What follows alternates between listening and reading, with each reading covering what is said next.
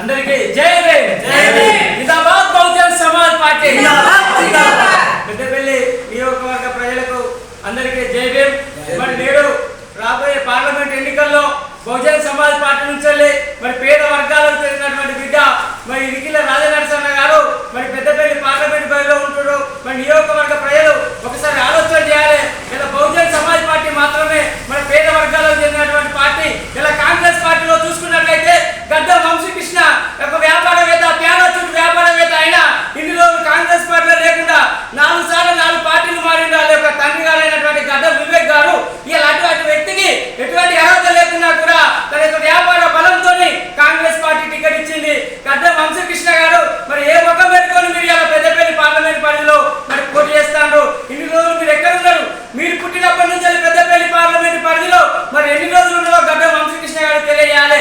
ఒక్క వ్యాపార సంస్థ కూడా మరి పెద్దపల్లి పార్లమెంట్ లో పెట్టాలి. మీరు ఇలా మీకు పెద్దపల్లి పార్లమెంట్ ప్రజల ఓట్లు అడగడానికి మరి ఏ ముఖం పెట్టుకొని వస్తారో మరి పార్లమెంట్ అభ్యర్థి గడ్డ వంశీకృష్ణ గారికి తెలియజేయాలి. ఇలా కాంగ్రెస్ పార్టీ కార్యకర్తలు, నాయకులు అహర్నిశలు కష్టపడి మరి కాంగ్రెస్ పార్టీ అధికారంలో తీసుకొస్తే మీరు ఇలా మరి ప్యానోచుడు వ్యాపారవేత్త వచ్చి ఇలా కాంగ్రెస్ పార్టీ నాయకులను మోసం చేసి మీరు టికెట్ తీసుకొచ్చుకున్నారు. అదే కాంగ్రెస్ పార్టీ నాయకులు ఇలా మిమ్మల్ని ఓడించడానికి సిద్ధంగా ఉన్నారు గడ్డ వంశీకృష్ణ గారు.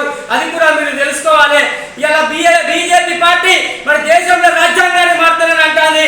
మరి ఆ బీజేపీ పార్టీ నుంచి పోటీ చేస్తున్నటువంటి గోమాస శ్రీనివాస్ గారు మరి మీరు తెలియజేయాలి. ఇలా భారత రాజ్యాంగాన్ని మారుతానని బీజేపీ పార్టీలో ఉన్నటువంటి నాయకులు స్వయంగా చెప్తారు.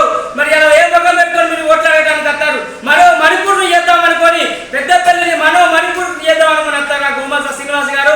మరి ఇలా ఏ ముఖం పెట్టుకొని మీరు ఇలా ప్రచారానికి వస్తారో మరి తెలియజేయాల్సిన అవసరం ఉన్నది. మరి అదే విధంగా బీఆర్ఎస్ పార్టీ నుంచి పోటీ చేస్తున్నటువంటి కొప్పుల ఈశ్వర్ గారు మరి మీరు ఇన్ని రోజులు మరి ఏం పెద్దపల్లి పార్లమెంట్ ప్రజలకు ఏం చేసిరు? మీరు ఒక మంత్రిగా ఉండి మరి ఎంతోమంది దళితులకు దళిత బంధువులు ఇచ్చిరు మీరు కొప్పుల ఈశ్వర్ గారు. మరి ఇలా తెలియజేయాలి. మరి అదే విధంగా పెద్దపల్లి పార్లమెంట్ పరిధిలో మరి దళితుల భూములు గుంజుకున్నప్పుడు మీరు ఎక్కడ ఉన్నారు? కొప్పుల ఈశ్వర్ గారు, గడ్డ వంశీకృష్ణ గారు మరి మీకు తెలియాల్సిన అవసరం ఉన్నది.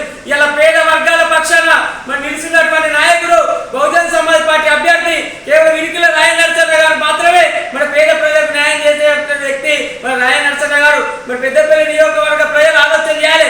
ఇలా బీఆర్ఎస్ పార్టీ నుంచి పోటీ చేస్తున్నటువంటి కొప్పుల ఈశ్వర్ గారు, అదే విధంగా బీజేపీ పార్టీ నుంచి పోటీ చేస్తున్నటువంటి గోమాస శ్రీనివాస్ గారు, అదే విధంగా కాంగ్రెస్ పార్టీ నుంచి పోటీ చేస్తున్నటువంటి గడ్డ వంశీకృష్ణ గారు వీళ్ళు ఎటువంటి వాళ్ళు అంటే ఒక వేటగాడు మరి ఒక తన పావురాన్ని తీసుకొచ్చి ఆ పావురాలలో మరి వేసి ఆ పావురాన్ని అక్కడ పెట్టి మిగిలిన పావురాలన్నీ ఆ వలలో చిక్కున్నటువంటి చేసినటువంటి కుట్రలు మరి చేస్తారు. కాబట్టి అటు ఆ పావు వేటగాడు తీసుకొచ్చినటువంటి పావురాలే ఇలా గోమాస శ్రీనివాస్, గడ్డ వంశీకృష్ణ, అదే విధంగా కొప్పుల ఈశ్వర్ గారు. కాబట్టి నియోజకవర్గ ప్రజలు ఆలోచన చేయాలి.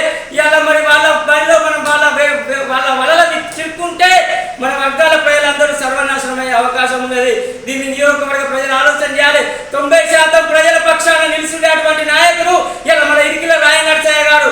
కేవలం 10% ఉన్నటువంటి ఆధిపత్య వర్గాల దగ్గర మరి వేటగారు వాడుకునే పావురాల లాంటి వ్యక్తులు ఇలా బీజేపీ, బీఆర్ఎస్, కాంగ్రెస్ పార్టీ నుంచి పోటీ చేసేటువంటి వ్యక్తులు. కాబట్టి నియోజకవర్గ ప్రజలు దయచేసి ఆలోచన చేయాలి. 90% ప్రజల పక్షాన ఇలా మన వర్గాల కోసం ఇలా పార్లమెంట్ లో తన గళాన్ని విప్పి భారత రాజ్యాంగానికి రక్షణగా నిలిచిపోయేటువంటి నాయకుడు మన ఇరికిల రాజనరసింహ గారు. కాబట్టి బహుజన్ సమాజ్ పార్టీ ఏడు గుర్తుపై ఓటు వేసి భారత రాజ్యాంగాన్ని కాపాడుకునే ప్రయత్నం చేద్దాం. లేకపోతే ఈ యొక్క మనవాద పార్టీలకు వేసినట్లయితే రాబోయే రోజులలో మన ఒక జీవితాలు ఆగమయ్యే పరిస్థితి ఉంటుంది. కాబట్టి మరి పెద్దపల్లి నియోజకవర్గ ప్రజలు దయచేసి ఆలోచన చేసి మరి మొట్టమొదటి గుర్తు ఇరికిల రాజనరసింహ గారు ఏడు గుర్తుపై ఓటు వేసి భారీ మెజార్టీతో 90% ప్రజల పక్షాన నిలిచినటువంటి వ్యక్తి మరి